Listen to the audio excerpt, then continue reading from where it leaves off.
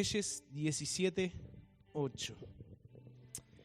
La historia que vamos a leer aquí se centra en un momento bastante especial para el pueblo de Israel, para el pueblo de Dios, un momento bastante particular y en el tiempo específico donde estaba ministrando el profeta Elías. Profeta conocido por Dios, un hombre de Dios, conocido allí por los milagros que Dios hacía a través de su vida. De hecho, los comentaristas bíblicos, los historiadores le llaman allí el profeta de fuego, ¿no? Porque en más de una oportunidad oró y el Señor allí permitió que descendiera fuego del cielo, ¿no? Y hubieron milagros y cosas tremendas allí. Pero llegó un momento, una época, una temporada bastante particular allí, y bastante complicada para el pueblo. Primera de Reyes, capítulo 17, verso 8, dice: vino luego a él palabra de Jehová, diciendo: levántate, vete a Sarepta de Sidón y mora allí. He aquí que yo he dado orden allí a una mujer viuda que te sustente. Entonces él se levantó, está hablando aquí del profeta Elías, ¿verdad? Entonces él se levantó y se fue a Sarepta. Y cuando llegó a la puerta de la ciudad, he aquí una mujer viuda que estaba allí recogiendo leña. Y él la llamó y le dijo: te ruego que me traigas un poco de agua en un vaso para que beba. Y yendo ella para traérsela, él la volvió a llamar y le dijo: te ruego que me traigas también un bocado de pan en tu mano. Y ella respondió: vive Jehová tu Dios, que no tengo pan cocido. Solamente un puñado de harina tengo en la tinaja y un poco de aceite en una vasija. Y ahora recogía 2 leños para entrar y prepararlo para mí y para mi hijo, para que lo comamos y nos dejemos morir. Elías le dijo: no tengas temor. Ve, haz como has dicho, pero hazme a mí primero de ello una pequeña torta cocida debajo de la ceniza y tráemela.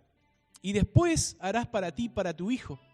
Porque Jehová, Dios de Israel, ha dicho así: la harina de la tinaja no escaseará, ni el aceite de la vasija disminuirá, hasta el día en que Jehová haga llover sobre la faz de la tierra. Entonces ella fue e hizo como le dijo Elías. Y comió él y ella y su casa muchos días. Y la harina de la tinaja no escaseó, ni el aceite de la vasija menguó, conforme a la palabra que Jehová había dicho a Elías. Señor, en esta mañana venimos delante de tu presencia una vez más y queremos poner nuestras vidas delante de ti y pedirte en el nombre de Jesús que tú hables, Señor, a cada uno de nosotros, que tú hables a nuestros corazones en esta mañana de acuerdo a la necesidad de cada uno y que tu palabra, Dios, venga a traer el fruto esperado y anhelado por ti. Aquí estamos, Señor, delante de ti, delante de tu presencia y disponemos de este tiempo, Señor, para recibir de tu palabra. En el nombre de Jesús. Amén. Amén. Como decía, un momento muy particular que nos narra aquí la historia. Fue un momento bastante duro allí para el pueblo de Israel, porque estaban sufriendo una sequía, un tiempo de sequía muy grave, que se había extendido allí en el tiempo. Un tiempo de sequía muy fuerte, muy grave, por lo cual eso había producido de que no hubiera alimento. En aquel entonces dependían del agua para todo, ¿no? Para las cosechas, para todo. Y no había allí alimento en la tierra, en el pueblo de Israel. Y el profeta Elías fue enviado allí por el Señor a la casa de una mujer viuda, que ni siquiera era parte del pueblo de Dios, era de otro lugar. Era una mujer viuda de Sarepta de Sidón, es decir, un lugar que era fuera de Israel, en la tierra de los fenicios. De hecho, habían sido por momentos, allí por tiempo, enemigos del pueblo de Israel. La mujer era viuda y era de un lugar pagano, de un lugar que en otro tiempo habían estado enfrentados allí con el pueblo de Israel. Eran de los fenicios, ni siquiera era allí del lugar. Sin embargo, Dios lo manda allí al profeta, lo manda allí a Elías, que vaya a este lugar a encontrarse con esta mujer, con esta viuda. Y es más, si nosotros vamos después al Nuevo Testamento, en los Evangelios allí, nuestro Señor Jesús le recuerda allí a las personas de Nazaret, de su propia tierra, las cuales muchos de ellos estaban teniendo un corazón incrédulo, ¿no? Porque después dice allí en uno de los pasajes allí en Mateo, por ejemplo, más triste, es cuando el Señor va a su propio lugar allí y dice que no pudo hacer milagros a causa de la incredulidad de la gente, ¿no? Y el Señor les recuerda allí a su propia gente, allí mismo en Nazaret, les recuerda que Dios había mandado al profeta Elías a ir a la casa de esta mujer, pero que no lo había mandado a ir a Elías a ninguna viuda de Israel, sino que lo envió a la casa de una mujer, de una viuda que vivía allí en Sarepta de Sidón. Una mujer viuda de un pueblo considerado pagano, de un pueblo que no era parte del pueblo de Dios. En Lucas 4, 25 al 26, si usted quiere marcarlo allí para leerlo después, dice Jesús, y en verdad os digo que muchas viudas había en Israel en los días de Elías, cuando el cielo fue cerrado por 3 años y 6 meses, y hubo una gran hambre en toda la tierra, pero a ninguna de ellas fue enviado Elías, sino a una mujer viuda en Sarepta de Sidón. Ahora, ¿por qué Jesús cuenta esta historia? ¿Por qué Jesús le recuerda esto? Más allá de que estamos hablando, ¿no?, que había incredulidad allí en el pueblo, en su propia gente allí. ¿Por qué Jesús, nos lleva a pensar un poquito y a entender que no era por casualidad? No era porque Jesús se acordó de esa historia, de eso que sucedió allí con el profeta Elías y con esta mujer y simplemente lo trajo a memoria allí. No, lo trajo por una razón, lo contó allí al pueblo, se lo recordó al pueblo por una razón, ¿no? ¿Por qué el Señor, y nosotros nos preguntamos, por qué el Señor allí en esa ocasión, por qué Dios mismo mandó a Elías a la casa de una mujer viuda que ni siquiera era de Israel, que ni siquiera era allí del pueblo, no era del pueblo escogido, no era del pueblo que Dios había separado para él, era una mujer de otro lugar.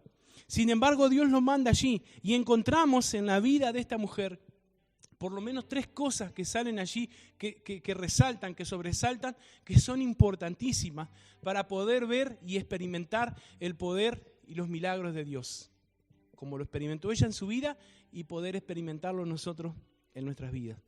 Encontramos en esta mujer humildad, fe y obediencia. Humildad, fe y obediencia. En el texto allí donde hemos leído podemos ver estas 3 cosas, por lo menos, que permitieron que Dios obrara maravillas allí en la vida de esa mujer y también de su hijo. Y verdaderamente la vida de esa mujer fue transformada por completo por medio del poder de Dios. Porque Elías, el Señor mismo Dios, a través del profeta Elías, encontró en esa mujer un corazón humilde, un corazón que tenía fe y un corazón que era obediente. 3 cosas importantes para que Dios pueda obrar en nuestras vidas. 3 cosas importantes para que Dios pueda manifestar su poder en nosotros, en nuestra iglesia, en nuestra familia. 3 cosas importantes que nos van a llevar a crecer, no para no para vanagloriarnos o ser superiores a nadie, sino para poder crecer y experimentar el poder de Dios y conocer más a Dios en otra medida, en otro nivel. Lo natural, cuando hablamos del crecimiento, lo natural es que es un proceso que va cada día hacia más, que va creciendo, que va en aumento, ¿no? Cuando un niño no crece es porque algo está pasando, ¿no? Algo está sucediendo. Y en la vida de cada uno de nosotros y en la vida espiritual del creyente, del cristiano, del Hijo de Dios, algo que sucede también es que necesitamos ir creciendo. A veces nos quedamos estancados, pero a veces Dios trata con nuestras vidas para que nosotros podamos ir a más y podamos seguir creciendo y podamos descubrir nuevas cosas y podamos experimentar otras cosas acerca del poder de Dios y podamos conocer a Dios de otra forma. Sabemos y siempre enseñamos y decimos que nunca vamos a llegar a comprender o a conocer completamente a Dios, porque Dios es infinito y nuestra mente es limitada, nuestra mente es una mente finita, tiene un límite allí que nosotros a veces nos es imposible poder llegar a entender o a comprender todas las cosas. De hecho, cuando el pueblo de Israel desde el principio iba conociendo a Dios acerca de sus manifestaciones de poder, le iba dando nombres al Señor. Y no es porque el Señor no tenga un nombre definido o porque venga a tener cantidad de nombres allí. Era porque el pueblo de Israel conocía algo acerca de Dios y de acuerdo a eso que experimentaba, le daba un nombre al Señor. Siempre hablando de Jehová en el Antiguo Testamento, pero decían, por ejemplo, recibieron sanidad, experimentaron el poder sanador de Dios, y en hebreo Jehová, Rafa, significa Jehová Dios nuestro sanador. Y le dieron ese nombre a Dios, porque en ese momento en particular experimentaron a Dios a través de la sanidad. Cuando el pueblo necesitó y Dios proveyó, por ejemplo, llamaron a Dios Jehová Jireh, Jehová nuestro proveedor, porque en ese momento experimentaron el poder y el amor de Dios en su vida a través de la provisión, de lo que Dios proveyó de acuerdo a lo que ellos necesitaban. Y así sucesivamente, y podemos hacer un estudio acerca de los nombres de Dios y estar tiempo hablando acerca de eso, porque iban conociendo a Dios a medida allí. Pero esta mujer a la cual Elías se acercó porque Dios mismo le mandó que fuera, es porque Dios ya había visto lo que había en su corazón. Y también le estaba enseñando algo al profeta Elías allí, y también dejaba una enseñanza para nosotros. Y estas cosas son importantes para nuestra vida. Esta mujer fue una mujer, una viuda allí que tuvo humildad en su vida. Humildad para servir con lo único que tenía en su casa a un siervo de Dios, sin cuestionar y sin murmurar.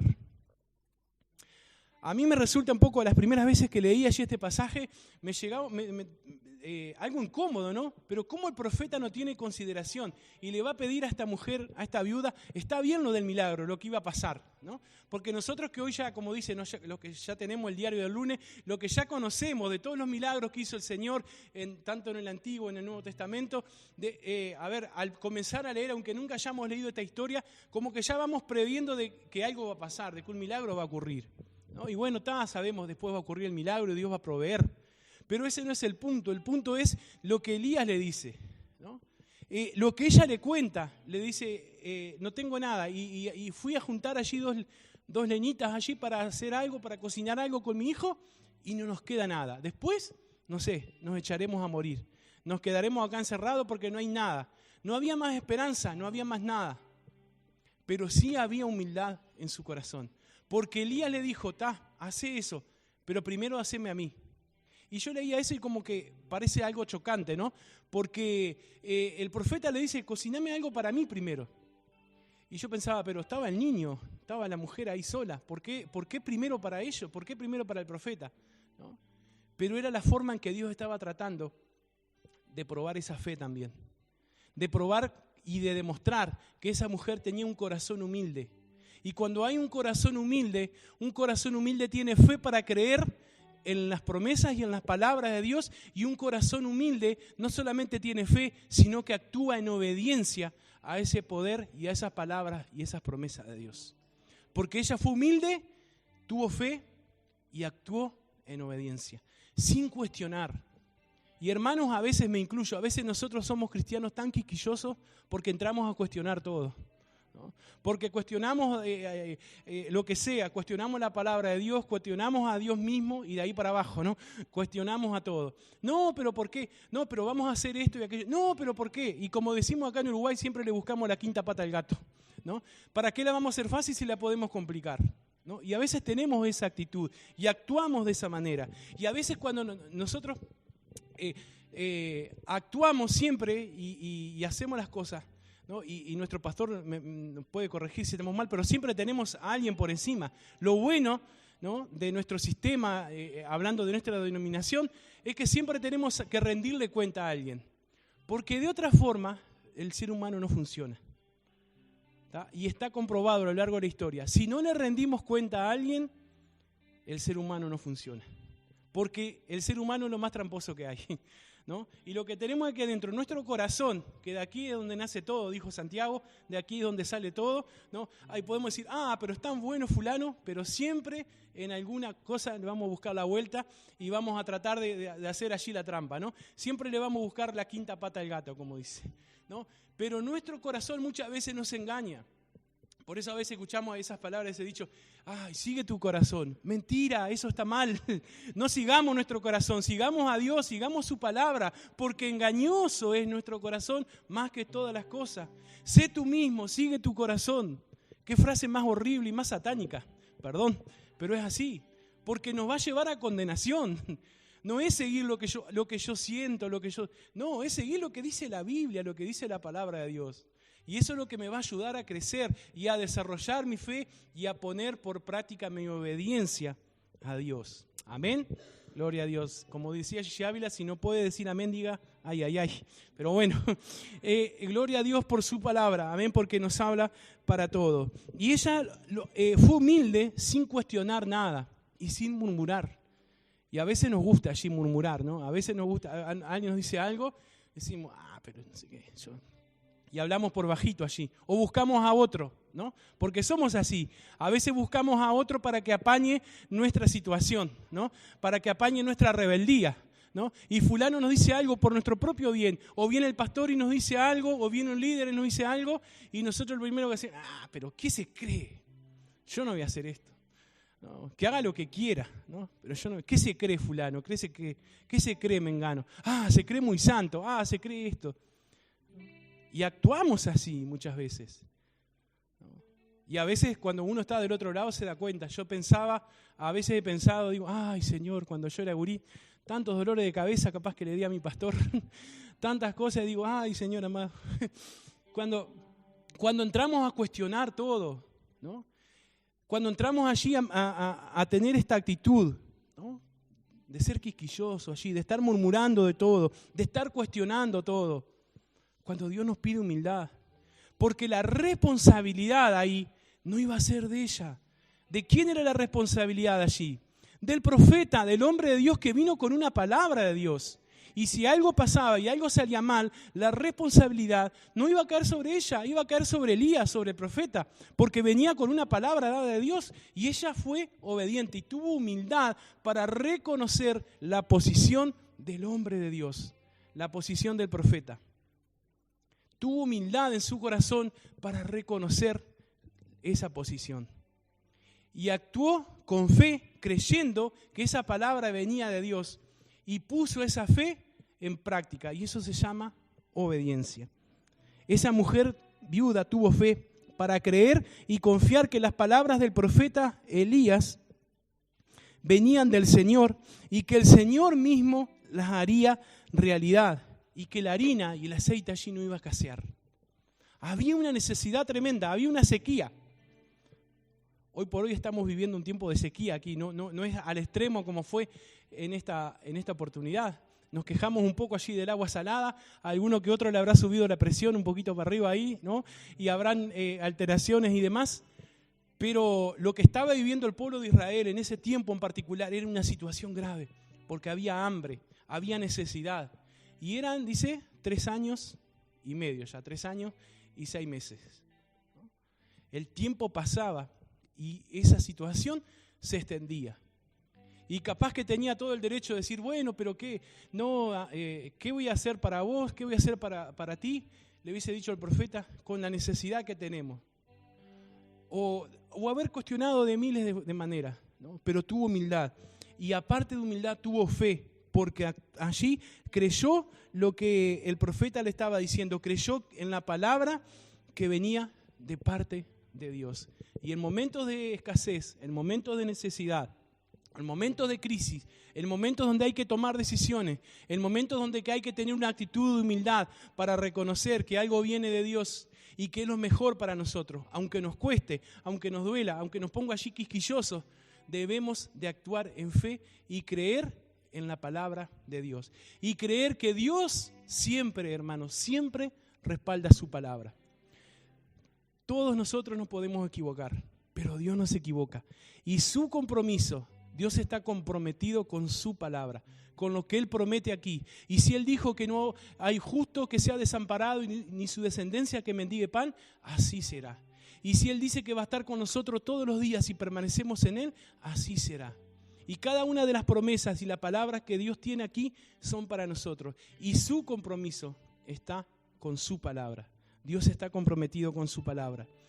Y esa mujer fue obediente porque ella no solamente creyó en las palabras de Elías, sino que las obedeció. Es decir, llevó su fe a la acción. A veces tenemos fe para creer, decimos sí creemos, pero no, nos quedamos ahí en ese paso y no damos el paso siguiente. Llevó la fe a la acción. Y esas actitudes que tuvo en su vida, que había en el corazón de esa mujer, le permitieron ver las maravillas de Dios en su vida y en su familia. El verso 13 allí del capítulo 17 de Primera de Reyes dice, Elías le dijo, no tengas temor, ve, haz conforme has dicho, pero hazme a mí primero de ello una pequeña torta cocida debajo de la ceniza. No solamente le pidió que le hiciera primero a él, le dio todas las indicaciones como la quería. ¿No? La quiero tostadita, la quiero así, la quiero de esta forma. No la vayas a quemar. ¿No? Le dio todas las indicaciones, Elías. Y tráemela, y después harás para ti y para tu hijo. Porque Jehová, y aquí está la diferencia, porque Jehová, Dios de Israel, ha dicho así, la harina de la tinaja no escaseará, ni el aceite de la vasija disminuirá hasta el día en que Jehová haga llover sobre la faz de la tierra. Entonces ella fue e hizo conforme le dijo Elías, y comió él y ella y su casa muchos días. Y la harina de la tinaja no escaseó, ni el aceite de la vasija menguó, conforme a la palabra que Jehová había dicho por Elías, a través del profeta, a través de Elías. Porque Dios está comprometido con su palabra. Y de eso se trata la fe. Cuando nosotros creemos en lo que Dios promete, nosotros decimos, está bien, Señor, tú lo has prometido, yo creo. Esta es tu parte. Este es tu compromiso. Y lo que hizo esa mujer, la actitud que tuvo esa mujer, que fue diferente, es que tuvo humildad para reconocer la posición del hombre de Dios y actuó en base a la fe, creyendo en la palabra que el hombre de Dios traía para su vida. Y pudo poner esa confianza en Dios, pero también esa responsabilidad, tanto en el profeta como en Dios, tanto en el mensajero como en quien había mandado allí el mensaje. Ahora, aplicando esa enseñanza allí más a nuestra vida, nosotros muchas veces necesitamos esas actitudes, ¿no? Como la que tuvo esta mujer, la humildad, la fe y la obediencia, para permitir que el Señor allí transforme nuestra vida para bien. Necesitamos humildad. Romanos 12:16 dice, unánimes entre vosotros, no altivos, sino asociándoos con los humildes. No seáis sabios en vuestra propia opinión. Pablo escribe allí a los romanos en el tremendo capítulo 12 de Romanos y dice, asóciense, júntense con los humildes. No seáis sabios en vuestra propia opinión. Necesitamos ser humildes como aquella mujer para reconocer que la palabra de Dios es superior a todo lo demás. Es superior a todo pronóstico, es superior a todo concepto o a todo consejo humano, es superior a toda inteligencia terrenal y también es superior a todos nuestros argumentos y todas nuestras opiniones. A veces charlamos con personas que tienen más argumentos y más opiniones, ¿no? Sin embargo, la palabra de Dios tiene poder y su poder es tan grande que es mayor que todo argumento que pueda poner el hombre, que todo consejo humano, que toda sabiduría terrenal. Lo que viene de Dios es superior a todo. Gloria a Dios por las herramientas que hay. Gracias a Dios por las herramientas que hoy contamos, que podemos utilizarlas en favor de la iglesia, en favor de la obra de Dios. Pero recordemos siempre que no hay nada superior a la palabra de Dios. No hay psicología que sea superior a la palabra de Dios. No hay consejo humano que sea superior a la palabra de Dios. Porque dice que la palabra de Dios es viva y es eficaz. Y es más cortante que toda espada de doble filo. Y que tiene el poder allí de penetrar, de entrar en nuestra mente, discernir la mente, discernir los pensamientos, entrar en el corazón, cambiar, transformar, renovar, hacer una obra completamente nueva. Ese es el poder que tiene la palabra de Dios. Cuando nosotros entendemos el poder de la palabra de Dios, estamos tranquilos y estamos seguros porque sabemos que Dios respalda su palabra. Necesitamos ser humildes como aquella mujer para reconocer que la palabra de Dios es superior. Dios no puede obrar en la vida de aquellos que se creen sabios en su propia opinión, que creen que siempre tienen la razón, aunque estén equivocados. Y a veces encontramos personas así, ¿no? Y a veces hablamos y decimos algo y como decía hoy al principio, siempre le están buscando la quinta pata al gato siempre. Y aunque esté la realidad y aunque esté allí el error a la vista, no, pero capaz que es así, capaz, o sea, buscando la vuelta siempre para tratar de ser sabio en su propia opinión. Si verdaderamente queremos que Dios haga maravillas en nuestra vida, tenemos que ser humildes para reconocer que la voluntad de Dios es lo mejor para nuestra vida y que la palabra de Dios es la que más tiene poder sobre nuestras vidas. Necesitamos fe, de eso se predicó el domingo pasado, allí con un mensaje desafiante, la pastora Rosario allí.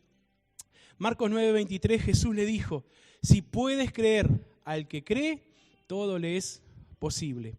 Tenemos que creer y confiar en esta palabra de Dios y en las promesas de Dios, en que todo lo que Él ha prometido tiene poder para hacerlo realidad en nuestra vida. Hay una diferencia con el mundo. El mundo nos dice, si puedes pagar, eso te da acceso a todo. En el mundo natural, en el mundo terrenal. Todo lo que nos puede ofrecer. Lo que podés pagar, ¿no? Lo que podemos pagar es lo que nuestra capacidad allí económica quizás nos permite tener. Y si es por eso estamos en el horno, ¿no? Porque muchas veces no podemos o no tenemos. Pero el Señor nos dice, si puedes creer, eso nos da entrada a todo lo que es imposible para el mundo natural, para el mundo terrenal. Si podemos creer, tenemos acceso a lo extraordinario del poder de Dios. Repito, si podemos creer, tenemos acceso a todo lo extraordinario del poder de Dios. A lo que este mundo con este sistema no puede alcanzar y no puede comprar.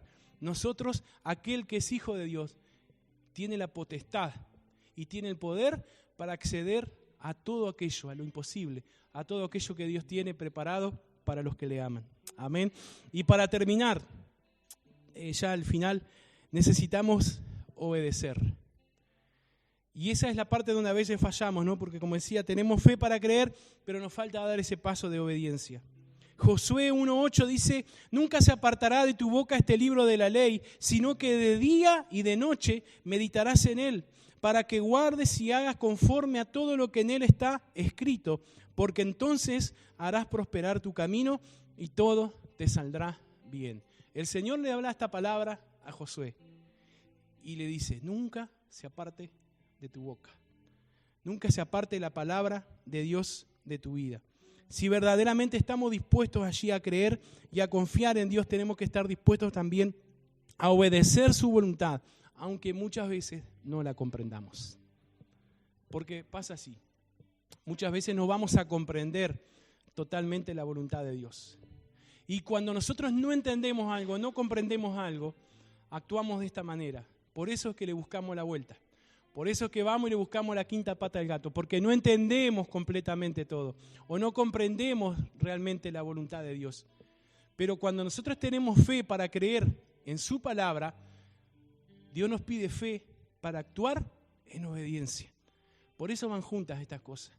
La humildad para reconocer que nosotros no podemos. La humildad para reconocer la posición de aquellos que Dios ha puesto para ayudarnos y para guiarnos. La humildad para reconocer que solamente es a través del poder de Dios y de su palabra. Y allí donde entra la fe. Tenemos fe para creer en que eso va a ser posible, porque es responsabilidad de aquel que lo prometió. ¿Quién lo prometió? Dios.